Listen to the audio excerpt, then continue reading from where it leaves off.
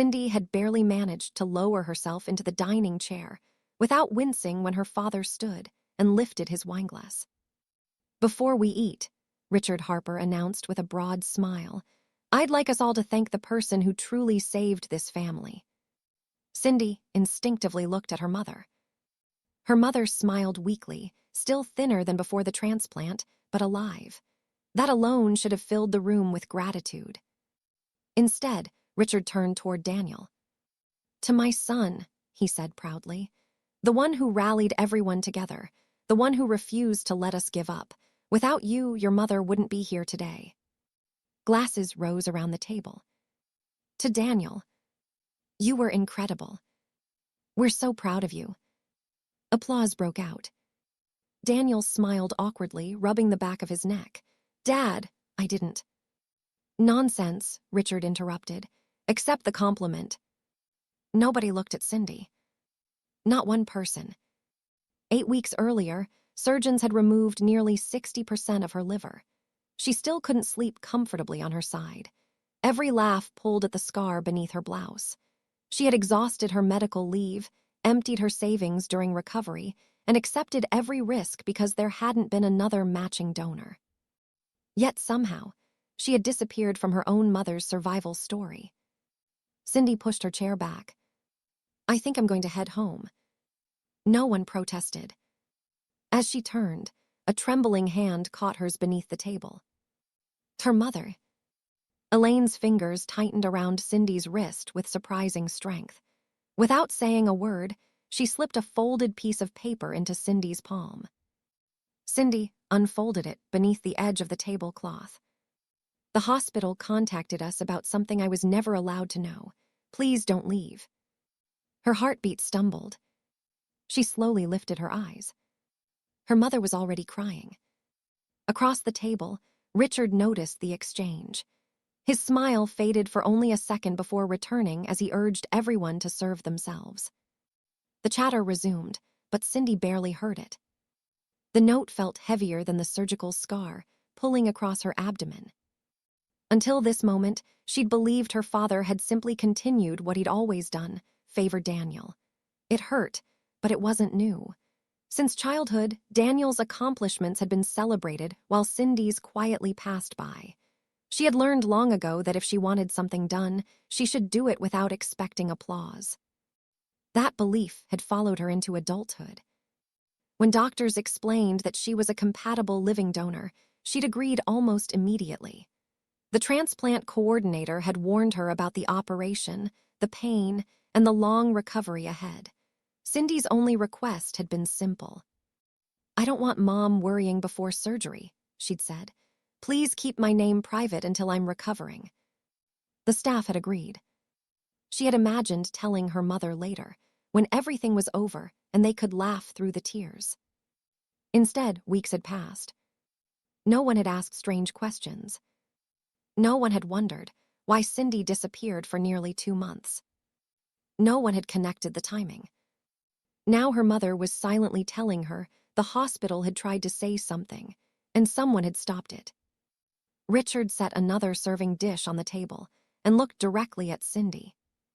For the first time all evening, his expression wasn't warm. It was watchful. Cindy closed her fingers around the folded note. What exactly had her father kept hidden from everyone? Elaine rose from the table so quietly that most of the family didn't notice. "I'm just checking on the pie," she said, forcing a smile. As she disappeared into the kitchen, she glanced back at Cindy. It wasn't a request. It was a plea. Cindy followed a few seconds later, ignoring the dull ache across her abdomen as she stood. The moment the kitchen door swung shut behind them, Elaine turned and wrapped both hands around Cindy's. "I'm so sorry." Cindy frowned. "For what?" Elaine's voice shook. "For not knowing." The words landed harder than Cindy expected. "What do you mean, not knowing?" Elaine swallowed. "I thought you were helping with appointments. Your father told me you were taking time off work because I needed rides to consultations." Cindy stared at her. "He told you, that's why I disappeared." Elaine nodded slowly. He said you'd insisted on helping behind the scenes. He never mentioned surgery. For a moment, Cindy couldn't find her voice. 8 weeks of recovery. The endless hospital corridor. The consent forms. The surgeon carefully outlining every possible complication. She remembered sitting alone in the consultation room while the transplant team reviewed the risks one last time. Living liver donation is generally safe, the surgeon had said gently, but this is still major surgery. You'll need weeks to recover, and there are no guarantees. I understand. You can still change your mind. She hadn't hesitated. My mom needs a chance. Another memory surfaced. The transplant coordinator, asking whether Elaine should be informed immediately. No, Cindy had answered. She'll only feel guilty. Tell her after surgery, once she's stable and I'm recovering. It had felt like the kindest choice. Now she wasn't so sure. Elaine wiped at her eyes. I only found out something was wrong because of my follow-up appointment last week. What happened? I asked for copies of my medical records. She walked to a kitchen drawer, pulled out a large envelope, and carefully spread several photocopied pages across the counter. They accidentally included communication logs. Cindy leaned closer. Each page listed dates, times, and contact notes. Hospital staff. Transplant coordination. Preoperative updates. Family communication. Every entry had the same contact person. Richard Harper. Cindy flipped another page. Then another. Call after call. Letter after letter. Confirmation requests. Preparation updates. Each one had been acknowledged. He knew, Cindy whispered. Elaine nodded slowly. They contacted him over and over. A cold realization settled over Cindy. Her father hadn't overlooked what happened. He hadn't misunderstood. He had been informed before the surgery, during the surgery, and afterward. Every opportunity to tell the truth had passed directly through him. Neither woman noticed the footsteps until a shadow appeared in the doorway. Richard stood there with one hand resting against the frame. His expression was calm. Almost too calm. Everyone's waiting, he said evenly. Dessert's getting cold. Neither Cindy nor Elaine moved. His eyes dropped to the paperwork spread across the counter. For the first time that evening, something flickered across his face. Recognition. Then calculation. He stepped into the kitchen. Without raising his voice, he looked directly at Cindy. Some things, he said quietly, are better left alone. Richard held Cindy's gaze for another moment before turning back toward the dining room. Come on, he said with forced patience. Everyone's waiting. He walked away without another word. The silence he left behind felt heavier than an argument. Elaine looked at Cindy anxiously. What are you going to do? Cindy carefully gathered the communication logs into a neat stack. For the first time, she said softly, I'm not going to stay quiet. She picked up one final sealed envelope from the counter and slipped it into her purse. Then she walked back into the dining room. The conversations faded as she returned to her chair. Richard immediately stood again, lifting his glass as if nothing had happened. Now, he said cheerfully, where were we? Another toast to Daniel. You've shown this family what real devotion looks like. Before anyone could raise a glass, Cindy spoke. Dad. The single word stopped the room. Richard lowered his glass. Yes. Cindy looked directly at him. Who did you think donated Mom's liver? The room went completely still. Several relatives exchanged confused glances. Richard gave a dismissive wave. Does that matter now? What's important is that your mother's healthy. It matters to me. Cindy, he replied with a strained smile, this isn't the time. Daniel frowned. I always assumed the hospital found an anonymous living donor, he admitted. That's what I thought happened. So did I, one of Cindy's cousins added. Another aunt nodded. I never heard otherwise. Cindy slowly placed the stack of documents in the center of the table. You should read these. Richard's jaw tightened. Her Aunt Susan picked up the first page. What is this? Hospital communication records. The room grew quiet except for the rustle of paper. Susan adjusted her glasses. These are from before the surgery. She turned another page. Here's another phone call, and another. Her finger stopped on a signature line. Richard. She looked up.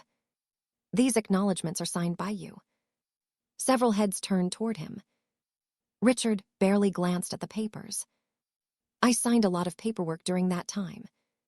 Daniel leaned forward. Dad, these aren't insurance forms. Susan continued reading aloud. Donor preparation confirmed. Primary family contact notified. She looked at Richard again. You were the primary contact. Richard folded his arms. Your mother was very sick. I was handling everything. But you knew someone in the family was donating, Daniel said slowly. I knew there were discussions. Cindy spoke before he could continue. The hospital didn't call once. She pointed toward the dates. They contacted Dad over and over. An older uncle flipped through another page. These acknowledgments required signatures. They all have yours. Richard's voice sharpened. I don't remember every conversation from months ago. The explanation landed flat. Susan held up one sheet. This wasn't one conversation. There are multiple confirmations. Daniel looked from the paperwork to his father. You never mentioned Cindy. Richard didn't answer. Instead, he reached across the table toward the documents. That's enough. His hand closed around the top page. Cindy calmly placed her hand over the stack before he could pull it away. No. Richard froze. She opened her purse. Slowly, deliberately, she removed a sealed envelope with the hospital's logo still visible across the front. Every eye in the room followed it. Richard's face lost its color. Cindy set the envelope gently on the table. Then she looked around at every member of the family before saying, There's one page none of you have seen. No one reached for the envelope. The room had become so quiet that the ticking clock on the dining room wall sounded unusually loud. Richard was the first to speak. Cindy, don't do this. She looked at him steadily. I didn't come here planning to. She rested her hand on the sealed envelope. But after your toast, I realized I wasn't protecting Mom anymore. I was protecting a lie. She broke the seal and carefully unfolded a single page. This came from the hospital's patient advocate after Mom requested her records. It summarizes concerns raised during my recovery. She slid the document toward the center of the table. Daniel picked it up first. His eyes moved slowly across the page. What is this? The advocate documented conversations with Dad after my surgery, Cindy answered quietly. Daniel continued reading until one sentence made him stop. He read it aloud. Primary family contact requested that discussions regarding the donor remain limited, stating that family morale should remain focused elsewhere. The words hung over the table. No one spoke. Elaine covered her mouth. Susan reached for the document. Let me see. She read the paragraph herself, then looked directly at Richard. This wasn't an accident. Richard's expression hardened. I was trying to keep everyone calm. Cindy shook her head. No. Susan flipped to the next note. The surgery had complications. Cindy nodded once. I had unexpected bleeding. Elaine's eyes widened. What? I needed extra monitoring before they discharged me. You told me you were just tired, Elaine whispered. I didn't want you blaming yourself. Elaine lowered her head, tears falling freely now. And I never even knew you were in another hospital room. Across the table, Daniel stared at his father. You knew she had complications. Richard hesitated. I knew she needed more time. And you still let everyone congratulate me. I was trying to hold this family together. Daniel stood so abruptly that his chair scraped loudly across the floor. No. His voice was calm, but firmer than Cindy had ever heard. You were protecting your version of this family. Several relatives slowly nodded. One cousin spoke up. I remember your Facebook posts after Anna Lane came home. Another added, every single one thanked Daniel. Susan looked toward Richard. You never once mentioned there had been a living donor. An uncle frowned. You even gave that speech at church. The one about Daniel carrying the family. The memories came one after another. Birthday dinner. Church gathering. Neighborhood barbecue. Richard had repeated the same story everywhere they went. Daniel had been the hero. The donor had never existed. Elaine slowly lifted her head. Her voice was barely above a whisper. Richard. He looked at her. I asked you why Cindy wasn't visiting while I recovered. You told me she was busy catching up at work. His shoulders stiffened. I didn't want you worrying. You told me not to ask questions. Elaine's hands trembled. You said recovery details would only upset me. Daniel looked from his mother to his father. So every time Mom asked about Cindy, Richard looked away.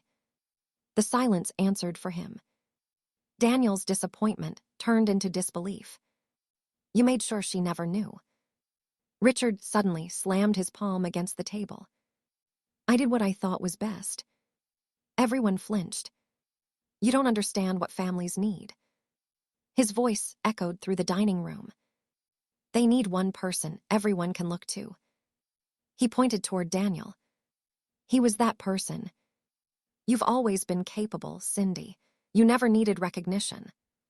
He turned fully toward the room. Daniel did. The confession settled over the family like a weight.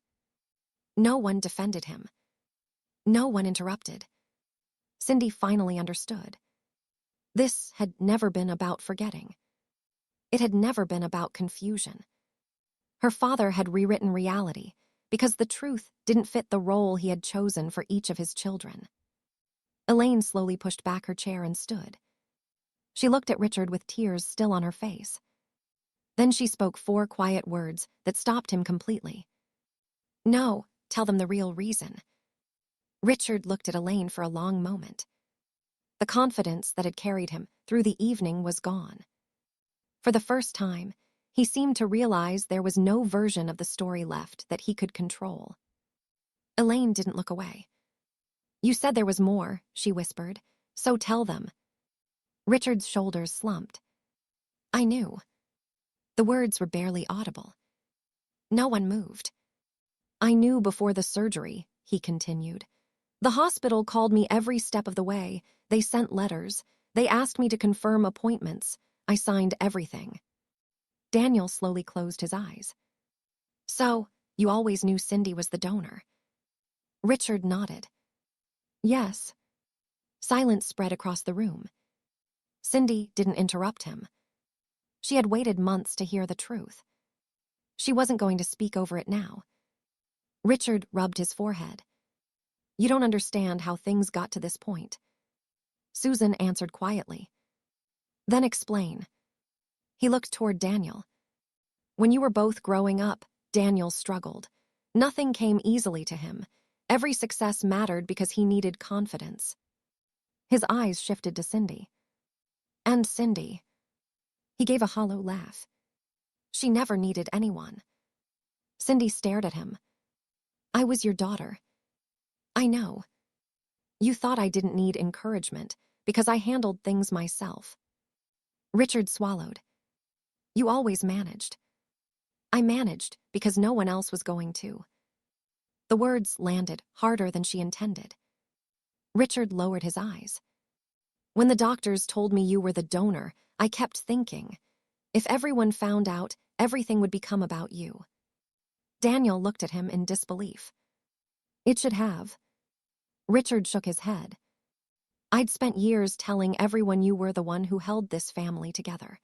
I couldn't suddenly admit that your sister had saved your mother's life. So you erased her. I convinced myself I was protecting the family. Daniel's voice became firm. No. He stood and faced his father. You were protecting your pride. Richard had no answer. Daniel walked around the table until he stood beside Cindy. I owe you an apology. You don't. I do. He looked directly at her. I accepted every compliment because I thought people were thanking me for organizing meals, appointments, and fundraisers. I never imagined they believed I'd saved Mom. His voice cracked. If I'd known the truth, I would have corrected every single person. Cindy saw genuine regret in his face. She nodded once. I know. For the first time that evening, they weren't standing on opposite sides of the room. Elaine slowly approached Cindy. Her hands trembled as she reached for her daughter. I should have known. Cindy gently shook her head. You couldn't have. I wasn't there when you woke up. Elaine's tears returned. I wasn't beside you while you recovered. You were recovering too. I would have chosen differently if I'd known. I know. Elaine wrapped her arms around Cindy as carefully as she could. I'm alive because of you. The room fell silent again. Not because no one had anything to say. Because there was finally only one truth left. Richard watched the embrace without speaking. No one looked to him for the next word. No one waited for his approval. His authority had vanished in the space of a few honest conversations. Susan quietly gathered the hospital records. I'm keeping copies, she said. No one gets to rewrite this story again. Several relatives nodded. An uncle who had defended Richard for years spoke quietly. We all believed what we were told.